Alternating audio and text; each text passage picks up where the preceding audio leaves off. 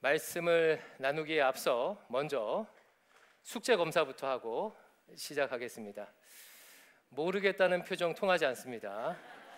지난주에 자녀들이나 다음 세대들에게 그의 생각이라는 찬양을 보내고 축복하라는 숙제를 드렸지요. 자, 하신 분들 손을 들어 주십시오. 예, 의외로 적은데요? 예, 손 내리시고요. 하신 분들 잘 하셨습니다. 저도 한 주간 내내 그 찬양을 들으면서 제 자신이 먼저 은혜를 많이 받았고요. 또 제 자녀들과 몇몇 청년들에게 보내고 축복했습니다. 이번 기회를 통해서 우리 다음 세대들이 큰 격려를 받았으리라 믿습니다. 혹시 아직 하지 않으신 분들은요, 늦지 않았습니다. 이번 주라도 찬양도 보내시고 축복하시기 바랍니다. 오늘 함께 살펴볼 말씀은 우리가 묵상을 시작한 누가복음입니다. 특별히 오늘은 누가복음의 제일 처음 시작 1절부터 4절까지를 볼 텐데요. 먼저 질문을 드려볼게요. 여러분께서는 어떤 역사적 사건에 대해서 판단할 때 무엇을 기준으로 판단을 하십니까? 예를 들어서 지금은 대한민국은 탄핵 정국이지요. 대통령이 탄핵을 당해서 헌법재판을 받고 있습니다. 이 역사적 사건에 대해서 나름대로 판단을 하고 있을 텐데 무엇을 기준으로 옳고 그름을 판단하냐는 질문입니다. 스스로 이와 같은 질문을 던지는 것은 인생에 있어서 매우 중요합니다. 이것을 자기 객관화 혹은 자기 성찰이라고 하지요. 나는 왜 이 역사적 사건에 대해서 이런 평가를 내리는가? 내 출신 지역이나 집안 배경 때문인가? 혹시 나는 편향적이 아닌가? 그래서 내 편이 하면 무조건 옳다고 여기고 상대편이 하는 일은 무조건 나쁘다고 여기는 것은 아닌가? 나의 기준은 무엇인가? 신자는 이렇게 자신의 가치 판단 기준을 돌아보고 성찰함을 통해서 성화를 이루어 나갑니다. 반대로 하면 자기 성찰이 없으면 절대 예수님을 수십 년 믿어도 성숙해질 수가 없는 것입니다. 오늘 아침에는 먼저 자신에게 한번 질문을 던져보십시오. 나는 왜 그 역사적 사건에 대해서 이런 판단을 내리는가? 나의 판단 기준은 무엇인가? 사람마다 스스로 인식하든 인식하지 않든 나름의 판단 기준이 있습니다. 그 기준이 되는 이야기를 철학적인 용어로 메타 내러티브라고 합니다. 한국말로 번역하면 메타, 거대한, 내러티브, 이야기, 거대 담론이라고 하죠. 저를 따라서 한번 말해볼까요? 메타 내러티브. 메타 내러티브는 사회의 구성원들, 어떤 집단의 구성원들이 공통적으로 받아들이는 그 사회의 지배적인 이야기예요. 이 메타 내러티브를 이론과 접목시킨 것을 우리는 이데올로기, 이념이라고 부르고, 이 메타 내러티브의 신앙, 믿음을 접목시킨 것을 우리는 종교라고 부릅니다. 사람들은 메타 내러티브를 기준으로 역사적 사건을 판단하고 해석한다는 거예요. 예를 들어 이렇습니다. 과거 우리나라 50년대, 80년대까지는요, 한국 사회를 지배했던 메타 내러티브가 뭐였죠? 반공주의였어요. 그럴 수밖에 없는 것이 그때는 대한민국의 중심 세대가 6.25라는 끔찍한 전쟁을 겪었고 공산당에 의해서 큰 피해를 당했기에 반공주의는 한국의 메타 내러티브가 될 수밖에 없는 상황이었습니다. 따라서 당시 사람들은 어떤 역사적 사건을 판단할 때 반공주의를 기준으로 판단을 했어요. 저 사람이 빨갱이인가 아닌가? 저 책이, 저 이론이, 저 노래가 혹시 공산주의와 관계 있는 것은 아닌가? 저 일이, 저 사건이 북한과 어떤 관계가 있는가를 제일 중요하게 여겼습니다. 그러나 시간이 지날수록 반공주의는 한국 사회에서 점점 더 약해졌습니다. 여러분, 왜 그렇게 되었겠습니까? 6.25를 겪었던 세대, 공산당에 의해서 피해를 당한 세대가 사회의 중심에서 사라지고 새로운 세대가 등장했기 때문입니다. 즉, 다른 메타 내러티브의 영향을 받은 다른 세대가 출현했기 때문이에요. 그렇다면 어떤 메타 내러티브가 이후에 대한민국 사회의 지배적인 이데올로기가 되었을까요? 주저없이 대답할 수가 있습니다. 자본주의 혹은 신자유주의입니다. 50년대 말부터 6.25를 겪지 않은 50년대 말부터 60년대에 태어난 소위 베이비 부모들은요, 남한 사회의 엄청난 경제 성장의 혜택을 받은 분들이에요. 이 자리에도 많이 계시지요. 자본의 축적으로 인해서 삶의 질이 부모 세대하고는 완전히 달라진 그런 경험을 하신 분들이에요. 이분들이 현재 대한민국 사회의 권력의 정점에 올라 있고 지금 조금씩 은퇴를 하고 계십니다. 자본의 혜택을 받은 사람들의 이야기가 한국 사회에 많이 쌓이다 보니까 당연히 자연스럽게 자본주의가 이 시대의 지배적인 이야기, 지배적인 이데올로기가 된 것입니다. 이것은 대한민국뿐만 아니에요. 전 세계도 동일합니다. 자본주의는 전 세계의 메타 내러티브가 되었습니다. 자, 그렇다면 질문. 자본주의를 메타 내러티브로 삼고 사는 사람들은 무엇을 기준으로 역사적 사건의 옳고 그름을 판단하겠습니까? 자본을 기준으로 판단하겠죠. 그 일이 경제적으로, 그 사건이 경제적으로 이득이 되는가 아닌가를 평가의 제일 우선순위로 삼을 거예요. 대통령을 뽑을 때도 예전에는 얼마나 저 사람이 반공정신이 투철한가, 혹은 그가 얼마나 윤리적인가를 기준으로 중요시 여겼다면, 이제는 그가 우리나라 경제를 발전시킬 수 있는 사람인가를 가장 우선해서 볼 것입니다. 우리 동네에 장애인 학교를 설립하는 역사적 사건이 옳은지 그른지를 판단할 때도 자본주의가 메타 내러티브인 사람은 우리 동네의 집값이, 그 일로 인해서 우리 동네의 집값이 오를 것인가 안 오를 것인가를 제일 중요한 기준으로 삼을 것입니다. 제가 설교 초두에 여러분께 역사적 사건의 옳고 그름을 무엇을 기준으로 판단하냐고 질문을 드렸지요. 결국 이 질문은요, 내가 기준으로 삼는 메타 내러티브가 무엇이냐라는 질문입니다. 이런 차원에서 스스로 다시 한번 성찰해 보시기 바랍니다. 나는 지금 한국 사회에서 벌어지고 있는 수많은 사건들, 혹시 우리 교회나 내 가정에서, 이 동네에서 일어나고 있는 역사적 사건을 판단할 때 어떤 메타 내러티브를 기준으로 판단하는가 스스로 한번 성찰해 보시기 바래요. 사랑하는 성도 여러분, 예수 믿는 신자가 되었다는 것은 이 메타 내러티브가 바뀌었다는 것을 의미합니다. 예수님을 믿기 전에는 유교나 샤머니즘 혹은 반공주의나 자본주의 관점으로 세상을 바라보고 역사를 평가했다면, 예수님을 믿게 되었다는 것은요, 이제 성경의 관점으로 세상을 바라보게 되었다는 것을 의미합니다. 그런데 안타깝게도 예수님을 믿는다고 하면서도 여전히 메타 내러티브가 바뀌지 않는 경우가 많이 있습니다. 예수 믿기 이전에 가지고 있었던 세상의 가치관을 그대로 고수하면서 그 위에다 기독교 신앙을 짬뽕해서 받아들이는 거예요. 예를 들면 이런 경우입니다. 어떤 A라는 분이 있다고 가정해 보겠습니다. 이분은 유교의 가부장주의를 가치 판단의 기준으로 삼는 분입니다. 아마 태어날 때부터 그렇게 보고 듣고 자라서 그런 메타 내러티브가 형성되었겠지요. 따라서 이분은요, 어떤 사건을 판단할 때 유교적 가치, 즉 서열 관계나 남성 어른에게 깍듯이 대하는 것, 혹은 체면, 남녀 구분을 중요하게 여기며 사셨던 분이에요. 여러분, 만약에 이런 분이 예수님을 믿게 되면 메타 내러티브가 어떻게 바뀌어야 적절하겠습니까? 하나님 나라의 이야기를 기준으로 세상을 바라보도록 그 관점이 바뀌어야 하겠죠. 아하, 예수님께서는 가장 높은 곳에 계신 분이신데, 하나님의 아들이신데 가장 낮아지셨구나. 하나님 나라는 힘 있는 사람, 많이 가진 사람이 낮아져서 섬기는 나라구나. 아름다운 세상이란, 하나님 나라란 위계 질서에 의해서 차별하는 세상이 아니라 연약한 자가, 어려움을 당한 자가 존중받는 세상이구나 라는 관점으로 바뀌어야 할 거예요.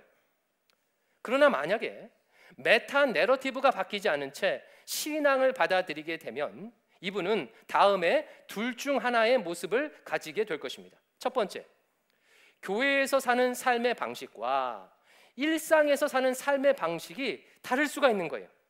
교회에서는 성경적 관점대로 성경의 용어를, 교회의 용어를 사용하면서 겸손히 낮아져 섬기고 봉사하지만 가정이나 직장이나 사회에 나가서는 본래 가지고 있던 유교적 기준으로 판단하고 해석하고 행동할 수가 있는 것이지요. 혹은 두 번째 모습도 가능합니다. 본인이 본래 가지고 있었던 유교적 가치관을 강화하는 방식으로 살아갈 수가 있습니다. 성경에 나온 수많은 이야기들 중에서 유교적 가치관에 부합되는 것만을 선택적으로 받아들여 삶의 신앙에 적용하는 방식으로 사는 거죠. 야, 성경을 봤더니 권력은 하나님이 주신 것이라고 했지 않냐? 권력자에게 무조건 복종해야 해. 성경은 여성이 남성의 돕는 배필로 창조되었다고 하지 않느냐? 여성은 남성에게 무조건 복종해야 해 하는 식이 될 수 있다는 것입니다. 고린도전서 10장 4절부터 5절을 같이 한번 읽어볼게요. 시작. 우리의 싸우는 무기는 육신에 속한 것이 아니오 오직 어떠한 견고한 진도 무너뜨리는 하나님의 능력이라. 모든 이론을 무너뜨리며 하나님이 아는 것을 대적하여 높아진 것을 다 무너뜨리고 모든 생각을 사로잡아 그리스도에게 복종하게 하니. 여러분, 이 말이 무슨 의미인지 아시겠습니까? 사도 바울이 고린도 교회 성도들에게 전하는 교훈 중에 일부분이에요. 당시 고린도 지역은요, 그리스 로마 철학이 유행하던, 그리스 로마 철학이 메타 내러티브가 되었던 대표적인 도시였습니다. 이런 고린도 지역에서 신행 생활하는 신자들에게 바울 사도가 이렇게 권면하고 있는 거예요. 하나님보다 높아진 이론과 생각들, 즉 메타 내러티브와 이데올로기와 종교를 예수 그리스도께 복종시켜라 라고 웅변하고 있는 것입니다. 한마디로 메타 내러티브를 바꾸라는 권면인 거예요. 이런 차원에서 다시 한번 스스로를 성찰해 보시기 바랍니다. 지금 내가 가지고 있는 가치관은 예수 그리스도께 복종이 되었는가? 혹시 나는 본래 가지고 있던 유교적 가치관, 반공주의, 자본주의, 상대주의, 허무주의, 쾌락주의, 페미니즘을 그대로 고수한 채 예수 그리스도를 그 생각에 적절히 섞어서 신앙생활을 하고 있지는 않은가? 스스로 한번 성찰해 보시기 바랍니다. 자, 그러면 이 성찰적 질문을 가슴에 안고 한 걸음 더 나아가 보겠습니다. 그렇다면 우리가 기준으로 삼아야 하는 성경의 메타 내러티브는 무엇일까요? 성경 66권 전체가 그 이야기를 담고 있죠. 성경이 말하는 하나님 나라 이야기 전부가 신자의 메타 내러티브입니다. 남은 시간에는 이것을 좀 살펴볼 텐데, 짧은 시간에 그 모든 내용을 다 살펴보는 것이 불가능하기에 오늘은 누가복음 1장 1절에서 4절 말씀에 나타나 있는 역사를 바라보는 성경의 가장 기본적인 관점 세 가지만을 좀 살펴볼게요. 누가복음 1장 1절부터 4절은 누가가 누가복음을 기록한 이유와 기록 방식을 보여주는 본문이에요. 먼저 1절 말씀을 같이 한번 읽어볼게요. 시작. 우리 중에 이루어진 사실에 대하여. 우리 중에 이루어진 사실이란 예수 그리스도 사건을 의미합니다. 예수 그리스도 사건에 대하여라는 뜻이에요. 2절도 있습니다. 2절 시작.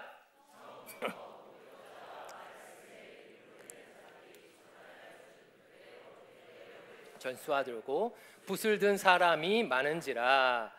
예수 그리스도 사건을 목격한 사람들의, 그리스도 사건을 목격한 사람들의 증언을 듣고 예수 사건을 기록한 사람들이 많이 있었다는 그런 말이에요. 3절과 4절도 읽어볼게요. 시작. 그 모든 일을 근원부터 자세히 미루어 살핀 나도 데오빌로 각하에게 차례대로 써보내는 것이 좋은 줄 알았노니 이는 각하가 알고 있는 바를 더 확실하게 하려 함이로다. 누가도요 그 예수 사건을 기록하는 일에 동참했다는 거예요. 근데 어떤 방식으로 동참했냐면 모든 일을 근원부터 시작부터 자세히 조사하여 수집하고 기록했대요. 이런 방식으로 기록한 이유는 이미 예수 사건에 대해서 어느 정도 알고 있던 데오빌로 각하가 더 깊이 예수 사건을 더 깊이 확실히 알게 하도록 그렇게 기록했다는 것입니다. 실제로 누가복음보다 앞서서 예수 사건을 기록한 마가복음은요 예수님의 어린 시절에 대한 이야기가 나옵니까? 안 나옵니까? 안 나옵니다. 마가복음은요 예수님 공생애만을 기록하고 있어요. 그래서 누가는 예수님에 대해서 더 자세히 알려주기 위해서 예수님의 어린 시절까지 그 사건을 조사하고 살펴보고 연구했다는 거예요. 여러 목격자들을 방문해서 그들의 증언을 듣고 예수님에 대한 기록들을 검토하고 연구해서 필요한 내용을 차례대로 정리해서 쓴 것이 바로 이 글이다, 누가복음이다 라고 말하는 게 오늘 본문 1절부터 4절까지의 내용이에요. 이와 같은 누가복음의 기록 방식은 성경의 역사적 관점이 무엇인지 우리에게 세 가지를 알려줍니다. 첫 번째, 기독교 신앙은 역사적 신앙임을 알려줘요. 여러분, 누가가 예수 사건을 기술할 때 목격자의 증언을 듣고 자료를 조사하여 기록할 수 있었던 이유가 뭐죠? 예수 사건이 추상적인 이념이나 관념이 아니라 실제 역사 속에서 일어난 역사적 사건이었기 때문에 그래요. 예수님은 이 땅에 관념이나 이론, 이념으로 오신 분이 아니십니다. 특정 시간과 공간 안에 인간의 몸을 입고 오셨어요. 역사적인 실제로 시공간 안에 오셨습니다. 그렇기에 역사책을 기록하듯이 그 사건을 조사하고 자료를 수집해서 기록할 수 있었던 거예요. 여러분, 우리의 믿음은요, 예수 그리스도께서 행하셨던 실제 역사적 사건 위에 우리의 믿음, 우리의 신앙은 서 있는 것입니다. 종교와 신앙의 차이가 여기에 있어요. 여러분, 종교와 신앙의 제일 큰 차이가 뭔지 아십니까? 종교는요, 실제하는 시간과 공간을 벗어난, 실제하는 역사를 벗어난 초월의 세계를 주로 다루는 게 종교입니다. 이 땅의 현실과 상관없는 신들의 세계를 지향하는 게 종교의 특징이에요. 우리식으로 따지면요, 죽어서 가는 천국만을 강조하는 이런 식이죠. 그래서 종교를 추구하는 사람들은 초월 세계에 있는 신을 감동시켜서 자신이 원하는 바를 얻는 것을 가장 중요하게 여깁니다. 이 땅의 정의, 이 땅의 선, 이 시대의 정의와 선에 대해서는 별 관심이 없어요. 초월 세계를 추구하면서 지극히 이기적으로 자기 성공을 위해 살아가는 것이 종교를 추구하는 사람들의 삶의 방식인 거예요. 반면에 신앙은 그렇지 않습니다. 신앙은요, 지금 이곳, 이 땅, 이때가 중요해요. 이곳에서 이루는 선, 이때에 이루는 정의, 이 사람과 만드는, 내 옆에 있는 이 사람과 만드는 사랑이 신앙에서는 중요합니다. 왜 그렇습니까? 예수 사건은 초월의 세계에서 이루어진 사건이 아니라 시간과 공간 안에서 인간들 속에서 이루어진 역사적 사건이기 때문이라는 거예요. 주님은 2000년 전 팔레스타인 땅에 인간의 몸을 입고 예수라는 이름으로 실제하며 사셨습니다. 그분은 시공간 안에서 실제하는 사람들과, 구체적인 사람들과 갈등하고 사랑하셨어요. 수많은 사람들이 이 일을 두 눈으로 똑똑히 목격했습니다. 예수님의 음성을 직접 들었어요. 바로 그것을 듣고 기록한 것이 누가복음입니다. 그러므로 이와 같은 관점으로 역사를 대하는 신자는 지금 이 땅에서 이 순간에 벌어지고 있는 역사적 사건을 외면하거나 방관하지 않겠지요. 그냥 초월을 추구하면서 지금 이 대한민국 사회에 벌어지는 일들을 강 건너 불구경하지 않는다는 거예요. 오히려 나와 관련된 나의 사건으로 여길 것입니다. 이것이 성경이 말하는 첫 번째 관점이에요. 우리의 신앙은 역사적 신앙이다. 두 번째, 오늘 본문은 하나님께서 적극적으로 역사에 개입하셔서 자신의 뜻을 펼치심을 알려줍니다. 역사를 바라보는 다양한 메타 내러티브가 인류 안에 존재합니다. 예를 들어서 유물론적인 역사관은 역사와 세상을 이렇게 바라봐요. 세상은 그냥 우연히 존재한 것으로 별 특별한 의미가 없다. 따라서 역사는 어떤 목적을 향해서 진행되는 것이 아니다 라고 유물론주의자들은 생각을 해요. 대표적으로 과학주의나 허무주의나 쾌락주의나 물질만능주의가 여기에 해당하겠지요. 반면에 순환론적인 역사관도 있습니다. 순환론적인 역사관은 역사는 반복된다고 생각해요. 형태만 다를 뿐 비슷한 사건이 무한 반복되는 것이 역사다. 막 전생을 추구하고 그런 거 있지 않습니까? 대표적으로 불교가 이런 역사관입니다.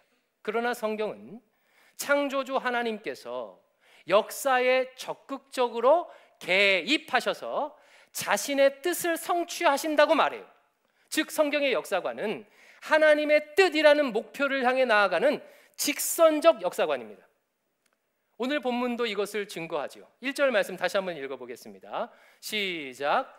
우리 중에 이루어진 사실에 대하여. 우리 중에 이루어진 사실이란 예수 사건을 의미한다고 했지요. 하나님의 아들이 이 땅에 오셔서 우리를 위해 십자가에 죽으시고 부활하시고 승천하신 사건이에요. 그런데 여러분, 이 사건이 어떻게 일어났다고 지금 누가가 기록하고 있습니까? 오늘 본문 말씀은요, 우리가 일으킨 사실에 대하여 라고 능동태로 말하고 있잖아요. 어떻게 말하고 있죠? 우리에게 이루어진 사실이라고 수동태로 말하고 있습니다. 즉, 이 예수 사건은 하나님께서 일으키신 하나님의 사건입니다. 라이프니츠와 스피노자와 같은 철학자들은 신의 존재는 믿었어요. 대신 그들은요, 그 신이 역사에 개입하지 않는다는 이신론을 주장했습니다. 그들의 메타 내러티브 속에서는, 이신론주의자들의 메타 내러티브 속에 있는 하나님은요, 어떤 하나님이에요? 역사를 멀리서 바라보는 구경꾼 같은 하나님입니다. 그러나 성경의 하나님은 그렇지 않다는 거예요. 하나님은 역사에 적극적으로 개입하시고 역사를 친히 주관하십니다. 어느 정도로 역사에 개입하시고 주관하셨다고 누가복음이 말하는 것입니까? 자신이 친히 인간의 몸을 입고 오실 만큼, 자신이 친히 이 역사 안에 오실 만큼, 시공간 안에 오실 만큼 역사에 개입하시고 역사를 주관하신다는 거예요. 하나님은 자신의 뜻을 이루기 위해 지금도 쉬지 않고 역사 가운데 섭리하십니다. 그러므로 이런 관점으로 역사를 바라보는 신자는요, 역사를 하나님의 섭리로 해석하겠죠. 이 답답한 탄핵 정국에서도 여전히 하나님께서 일하고 계심을 믿을 거예요. 이러저런 고난을 겪고 있는 내 삶에도 여전히 하나님께서 역사하고 계심을 믿고 내 인생의 사건들을 그런 방식으로 해석할 것입니다. 그리고 역사적 사건에 대해서 이렇게 질문하겠죠. 지금 이 사건을 통해 하나님께서 무슨 일을 하고 계시는가? 이 역사적 사건을 통해 하나님은 나와 우리를 지금 어디로 인도하고 계시는가? 라고 하나님의 뜻을 물을 것입니다. 이게 두 번째. 마지막 세 번째, 오늘 본문은 하나님께서는 사람을 통하여 자신의 뜻을 성취하심을, 역사적 뜻을 성취하심을 알려줍니다. 하나님은 모든 만물을 창조하신 전지전능하신 하나님이세요. 그럼 한번 생각해 보세요. 따라서 하나님이 원하시면 하나님의 뜻을 당장 지금 이 순간 이루실 수 있습니까? 없습니까? 있잖아요. 타노스처럼 딱 한 번만 하면 자신의 뜻을 이룰 수 있는 그런 분이세요. 그런데 이상하게도 하나님은 역사 가운데 그렇게 행하시지 않는다는 거예요. 이상하게도 역사 속에 일하실 때는요, 꼭 인간을 사용하십니다. 시간과 공간을 제약을 받는 인간을 사용하셔요. 아담과 하와를 창조하여 피조 세계를 다스리게 하시고, 노아를 통해 인류를 다시 시작하시고, 아브라함, 모세, 다윗을 통해 구원 역사를 펼치세요. 인간을 사용하세요. 급기야는 하나님 자신이 인간이 되셔서 인간으로서 사명을 감당하십니다. 그 얘기가 누가복음의 얘기예요. 이것이 하나님께서 자신의 뜻을 성취하시는 독특한 방식입니다. 그러므로 하나님께서 인간을 통해 자신의 뜻을 성취하는 것을 아는 신자는 어디에 우선적 관심을 두겠습니까? 자신에게 부여된 사명에 관심을 먼저 가지겠지요. 내가 얼마나 성공하고, 내가 얼마나 높은 지위에 올라가고, 내가 얼마나 부자가 되는 것이 아니라 하나님께서 나를 통해 이루고자 하시는 나의 역사적 사명은 무엇인가? 나의 사명은 무엇인가? 이것에 우선적인 관심을 갖지 않겠습니까? 그런 의미에서 다시 한번 스스로 성찰해 보시기 바랍니다. 하나님께서 나를 이 가정에, 이 교회에, 이 대한민국에 하필 지금 이때 보내신 이유가 무엇인가? 나의 사명은 무엇인가? 이것을 깨닫고 이 사명에 충실한 삶을 사는 것이 하나님의 영광에 동참하는 삶입니다. 이런 삶이 비로소 의미 있는 삶이 되는 것입니다. 누가가 기록한 예수 사건이 좋은 모델이죠. 예수님은 성부 하나님께서 일방적으로 주신 장소와 때, 인종 상황을 자신의 부르심으로 하셨어요. 그 역사적 장소와 상황에서 자신의 역사적 사명을 성취하셨습니다. 그분은 힘을 사용해서 세상을 전복시키는 것이 아니라 오히려 힘을 내려놓고 죽는 것이 자신의 사명임을 아셨고, 사명대로 십자가에 자신의 생명을 내어주셨습니다. 누가 역시 이 사명을 감당했지요. 의사라는 엘리트로 부르셔서 일찍부터 그를 깨우치게 하신 것, 또 데오빌로라는 든든한 후원자를 만나게 하신 것, 이 환경들을 하나님의 부르심으로 알고 오랜 시간 헌신하여 누가복음을 기록했습니다. 그 덕분에 우리가 지금 누가복음을 볼 수 있는 거예요. 바라기는 여기 계신 모든 대광의 성도들께서도 내 모습 이대로 이 자리에 부르신 하나님의 부르심을 깨달을 수 있기를 바랍니다. 자신만의 사명을 감당할 수 있기를 축원합니다. 이상 역사를 바라보는 가장 기본적인 성경적 관점 3가지를 살펴보았어요. 첫 번째, 우리의 신앙은 이 땅, 나중에 갈 천국, 이게 중요한 게 아니라 이 땅, 이곳에서 이루는 역사적 신앙이다. 두 번째, 하나님께서는 역사에 적극적으로 개입하시고 역사를 지금도 주관하고 계시다. 세 번째, 하나님은 인간을 통해, 사명자를 통해 하나님의 뜻을 성취하신다. 이런 관점으로 역사를 바라볼 수 있게 되기를 축원합니다. 이렇게 하나님의 역사에 동참하는 삶으로 하나님께 쓰임 받기를 축원합니다. 기도하겠습니다. 아버지 하나님, 역사를 어떤 메타 내러티브로, 어떤 관점으로 바라봐야 하는지 내 자신을 돌아보고 하나님의 관점을 배우게 하시니 감사합니다.